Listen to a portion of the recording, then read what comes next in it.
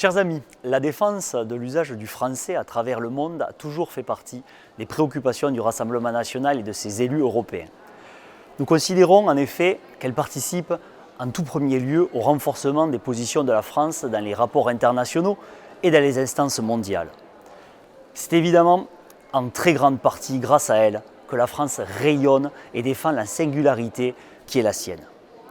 Contrairement aux propos inadmissibles du président de la République Emmanuel Macron, nous pensons non seulement que la culture française existe, mais qu'elle constitue un phare pour le monde entier, en particulier du fait du caractère et de la beauté de notre langue française.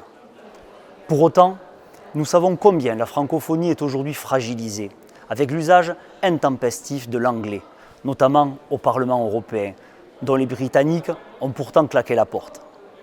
Mais pire encore, elle est aujourd'hui menacée à nos propres frontières, et pas n'importe où, en Andorre, petit État au cœur des Pyrénées, dont la singularité historique et politique fait pourtant du président de la République un coprince d'Andorre. La France a par conséquent une relation toute particulière avec la principauté d'Andorre qui compte à ce jour près de 4000 résidents français. Vous ne le savez peut-être pas, mais le 25 avril dernier, le Conseil général andorran a adopté une loi interdisant l'usage d'une autre langue que le catalan pour ses résidents, sous peine d'une amende pouvant, tenez-vous bien, aller jusqu'à 60 000 €.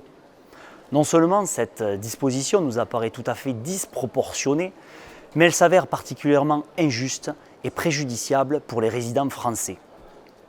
Nous le savons, il s'agit avant tout de complaire aux indépendantistes catalans dont les revendications gauchistes se traduisent systématiquement par une haine des États-nations traditionnels. Pour autant, nous ne pouvons absolument pas nous résoudre à l'application de cette loi dont l'objectif est évidemment de réduire la présence de la communauté française de la principauté d'Andorre. Voilà qui serait un comble de voir le français s'incliner face au catalan dans un territoire où son chef d'État représente pourtant une part considérable dans sa souveraineté. Le futur gouvernement Barnier a l'obligation de réagir face à une telle disposition qui vise ses propres ressortissants.